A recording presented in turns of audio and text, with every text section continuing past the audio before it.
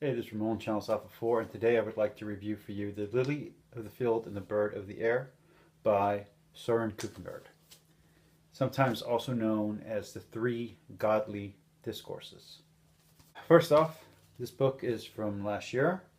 It's a translation from a book that was written in 1849. It's a hardcover. It's very good. The cover is beautiful. The pages are nice and thick, and the print's very nice. As a physical product, it's a good book. It's only about 90 pages long, and it's got about 30-page intro before the 90-page text.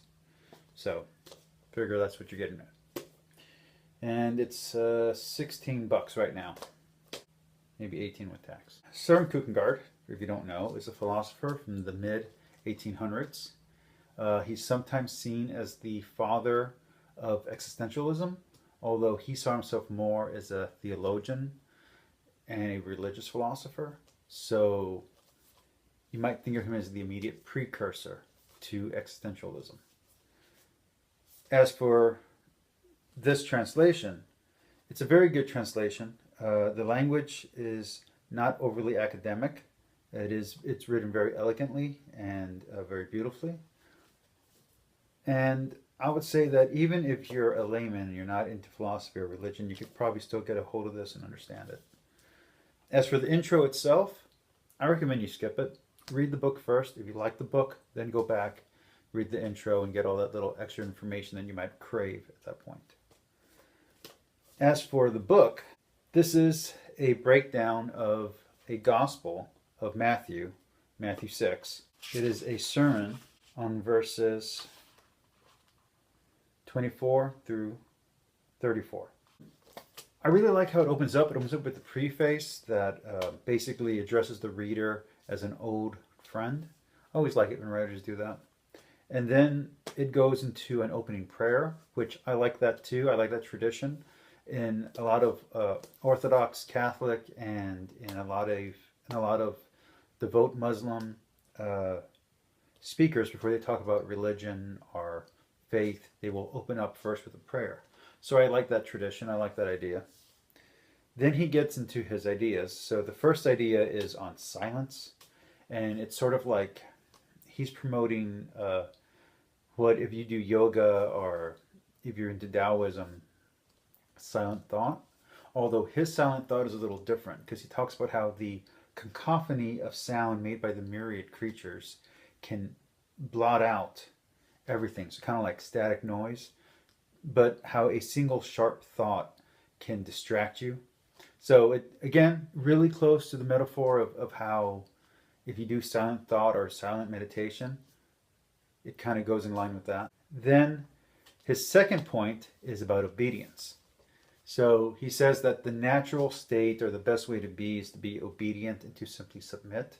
I had a lot of problem with that chapter. I understand where he's coming from, and I get it, but he has an appeal to be ignorant, for willing ignorance, and he suggests that rationality and free will is more of a curse and a frightful responsibility. I don't like that way of thinking. I'm an American. I like my free will. I like my rights. So I had a little trouble with that. And then lastly, he talks about joy. And in joy, he talks about how the biggest problem that humans have is that we can't live in the moment. And that because we live in a time where all the information has already been learned, we basically don't go through the process of learning. We go through the process of memorization. So we don't have any idea what any of these lessons actually mean. So I like that idea. It's a nice thought. And then he gets to something profound.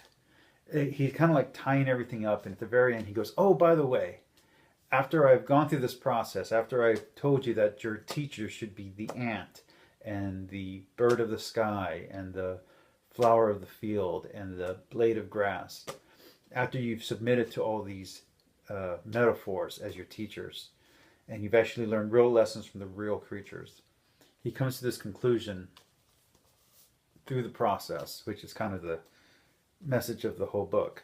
He comes to two conclusions, really. One beautiful and one more existential. The beautiful one is that God exists outside time, and therefore heaven exists outside time and outside of this reality. And if as believers we are all part of the body of Christ, meaning part of the body of God, that means that we are already in eternity. So just how we are stuck living now in the constant present, because in the future we have already died, we are inside, we are now existing in heaven, which means that we are existing outside of time. So we are always in the current present, but we're also always in eternity. And I like that thought. I like that idea. It's very beautiful. But it leads to a negative thought, which is, well, then what's the point of living? If all life is suffering, and if everything that's great and good and worthy is outside of this reality, and that this reality is going to end, whether that means you're going to die, or whether that means the world's going to end, or the universe is going to collapse, whatever you think it means, eventually everything here will cease to exist, and matter will have to move on. Energy will have to move on, and it'll have to exist outside of time, because all time is relative. So time is dependent on not only your personal relativity, but based on where the earth is in relation to the sun, and where the sun is in relation to the universe. So all that, and how the universe is rotating, all that affects time. So time is not even a factor. So it comes up with that really beautiful state, but it also leads to a very nihilistic answer of there's some beauty in existing both in the present and in eternity, and how the present is only momentary, but eternity is forever. It's beautiful. But it takes away from the meaning of life when he goes, well, then what's the point of living? But you can understand that that's the way that he thinks, because his life was not an easy life. To give you a brief example, his entire life he suffered from illness and weakness, is how it's described. He saw his 7 brothers and sisters die. He saw his parents die. I don't know personally, but he lived through it. And only one of his brothers lived, and he grew up to be an archbishop in the Lutheran Church. His ideas, though, are not Lutheran by themselves. There are some Protestant ideas in here. There's some Catholic ideas in here. There's some Zoroastrian ideas in here. So it's very interesting. Not a lot of Jewish ideas, though.